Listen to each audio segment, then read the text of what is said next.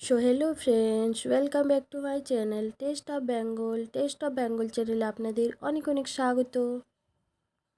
তো বন্ধুরা, আজ আমি আপনাদের বানিয়ে দেখাবো নিরামিষ লাউয়ের একটি সুস্বাদু রেসিপি। তো চলুন রেসিপিটি দেখে নিন।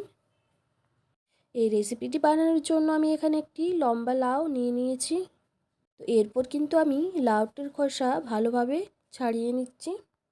তো বন্ধুরা, আমার চ্যানেলে যদি আপনারা কেউ নতুন হয়ে থাকেন, প্লিজ চ্যানেলটিকে সাবস্ক্রাইব করে পাশে থাকবেন। আর আজকের আমার এই রেসিপিটি কেমন হয়েছে আপনারা অবশ্যই লাইক কমেন্ট শেয়ার করে জানাবেন। ধন্যবাদ। তো লাউটির খোসা কিন্তু আমার ছাড়ানো হয়ে গিয়েছে। এখন কিন্তু আমি লাউটাকে একেবারে ছোট্ট ছোট্ট করে টুকরো করে কেটে নিচ্ছি।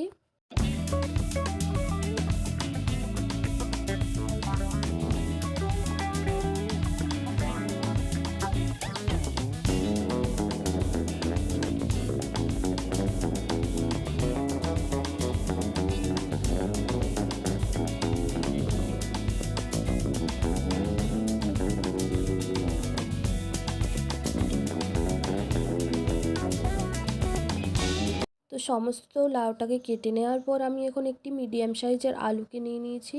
তো এখন কিন্তু আলুটার খোসা ছাড়িয়ে নিয়েছি। নিয়ে আমি এখন টুকরো টুকরো করে ছোট করে কেটে নিচ্ছি।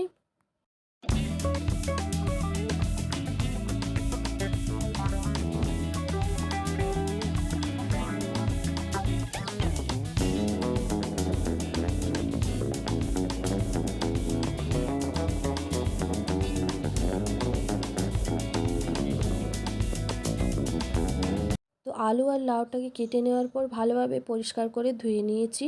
এরপর আমি গ্যাসটা অন করে গ্যাসের মধ্যে একটি কড়াই চাপিয়ে দিলাম প্রতিদিনের মতো।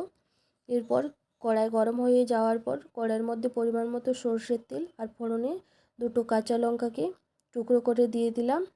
দিয়ে কেটে রাখা আলু আর লাউটাকে কড়াইয়ের মধ্যে দিয়ে একটু নেড়েচেড়ে নিলাম। এরপর পরিমাণ মতো লবণ দিয়ে আবারও একটু নেড়েচেড়ে নিচ্ছি।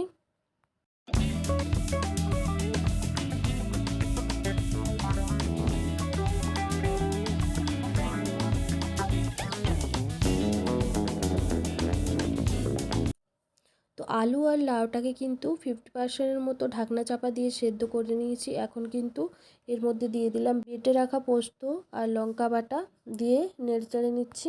তো নেড়েচেড়ে নেওয়ার পর এরপর আমি এর মধ্যে দিয়ে দিচ্ছি কেটে রাখা টমেটো কুচি।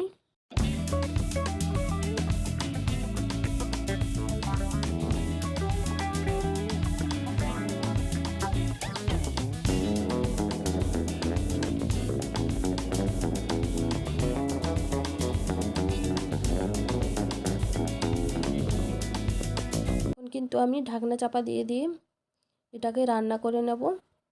তো লাউয়ের এই পোস্ত রেসিপিটি কিন্তু আমি একটু ঝাল ঝাল করেই করব, সেই কারণে আবারও একটু লঙ্কা গুঁড়ো দিয়ে দিলাম, দিয়ে আবারও নেড়ে নিচ্ছি।